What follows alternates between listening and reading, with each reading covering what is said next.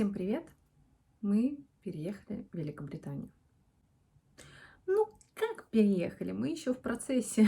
Как раз об этом я хочу рассказывать теперь на своем канале. Начну с того, что 15 месяцев до этого мы жили в городе Батуми в Грузии. В Батуми мы жили в квартире с шикарным видом на парк 6 мая, на старый город. Мы будем скучать по этому виду. Это были прекрасные 15 месяцев, за которые мы обзавелись друзьями. У нас ребенок ходил в прекрасную школу. В принципе, нам нравился город, обстановка. Но мы жили там как туристы, и этот статус нам не очень нравился. Мы рассматривали какие-то другие возможности, чтобы жить уже с хорошей визой в какой-то стране. Мой муж получил визу в Великобритании, и таким образом мы оказались здесь. Изначально мы решили, что мы съездим в Лондон. Из Лондона мы поедем в город в Шотландии, который мы предварительно выбрали для жизни. Я не знаю, как так получилось, но мы других планов вообще не рассматривали. Я не знаю. Нет, я знаю, потому что мы не очень верили, что мы получим эту визу. Нам казалось, что нет, как нет? Ну, кто нам ее даст? Но нам ее дали, и мы поехали в Лондон, получили там свои карточки ВНЖ, и с этими карточками ВНЖ мы уже поехали в город Шотландии, Глазго. Если с Лондоном у нас случилась такая любовь, я прям была в эйфории, очень красивый город, куча впечатлений. Мне очень понравился Лондон, но изначально мы не рассматривали Лондон просто потому, что мне казалось, что слишком большой город, я не хочу жить в таком большом городе, и поэтому мы решили уехать подальше от него, уехать в Шотландию, например. И вот, значит, мы едем из Лондона в город Глазго. И первое мое впечатление было сразу испорчено, потому что мы приехали на поезде где-то в 11 часов вечера в центр города, на центральный вокзал. Мы выходим из вокзала, и первое, что мы видим, это наркоманы, которые общаются с полицией. Ну, как сказал мой муж, говорит, зато видишь, за ними полиция наблюдает. Все под контролем. Ну да, под контролем. Ну ладно, мы такие с 3 чемоданами, с ребенком, с рюкзаками. Через этих наркоманов, значит, идем в свой отель. У нас был забронирован отель на 4 дня. За эти 4 дня мы планировали найти квартиру на месяц. За месяц определиться с районом, параллельно искать жилье на год. Но не сложилась любовь с этим городом. Не понравилось нам. Во-первых, мусора очень много. Вот прям не то, что мусор там на улице валяются, фантики, не знаю. Нет, это такие коробки, банки, диваны, которые месяцами валяются на улице. Можно подумать, что я искала самые грязные улицы, но это не так. Мы гуляли возле парков, мы гуляли возле элитных районов, так сказать. Это детская площадка, которая примыкает к парку, и она просто ужасно, ужасно грязная. И это не самый такой большой минус, который мне был неприятен. Это больше, что я не поняла этот город. Я не увидела какой-то целостности. Ты идешь по одной улице, слева у тебя помойки, справа новостройки. Дальше идешь, там у тебя старинные здания, за них заворачиваешь, там спальные районы с двухэтажными домиками и куча мусора. Дальше идешь, там опять какие-то новостройки, красивые улицы. И ты так как-то не понимаешь, что это за город, вот что это за город.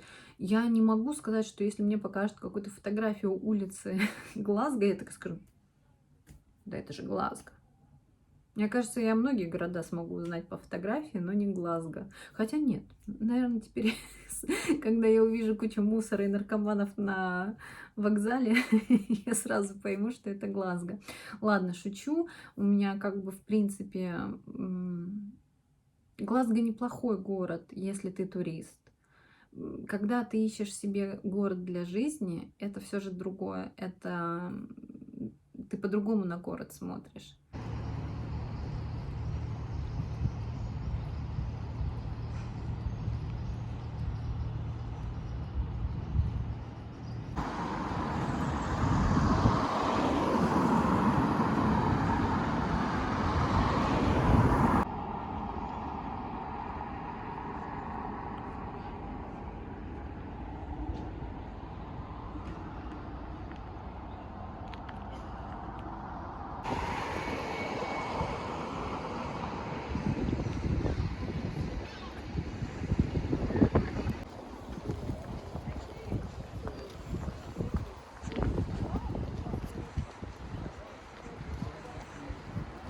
Если бы мы приехали просто на него посмотреть, я бы наверняка многие моменты даже не обратила бы внимания.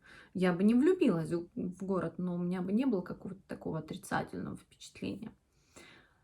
Так вот, значит, мы переехали в квартиру. Квартира находится, вот мы буквально вот через парк уже центр. И ощущение, как будто ты вот на окраине окраин. Здесь нету ни кафе, ни магазинов, ни чего-то интересного, кроме парка. Это наша квартира в Глазго на 3 недели, которую получилось найти через Airbnb, но выйти напрямую на арендодателя, что снизило цену.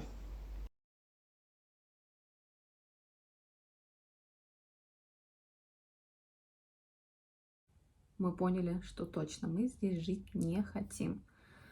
И, в принципе, начали думать о том, чтобы уехать в Лондон и жить в Лондоне. Но пока мы здесь, мы решили посмотреть еще Эдинбург, все-таки столица Шотландии. И вот очень интересно то, что как только мы вышли в Эдинбурге из вокзала,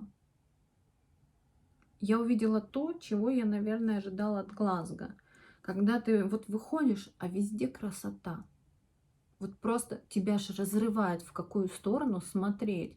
Там замок, там какая-то башня, здесь такие красивые улицы, тут едет современный трамвай, и ты на это все смотришь, и прям класс, тут цветы, здесь лужайка, здесь, ну, просто потрясающе. Мне очень понравилось.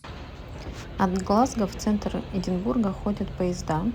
Они идут около часа и бывают более быстрые. Мы доехали за 40 минут, и стоило нам это примерно 35 фунтов на троих с ребенком.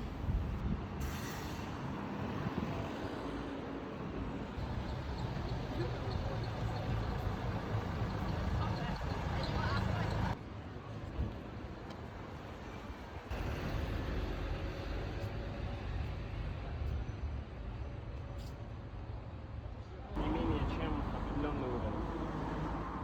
Так, давайте посмотрим, придут ли нам здесь попить.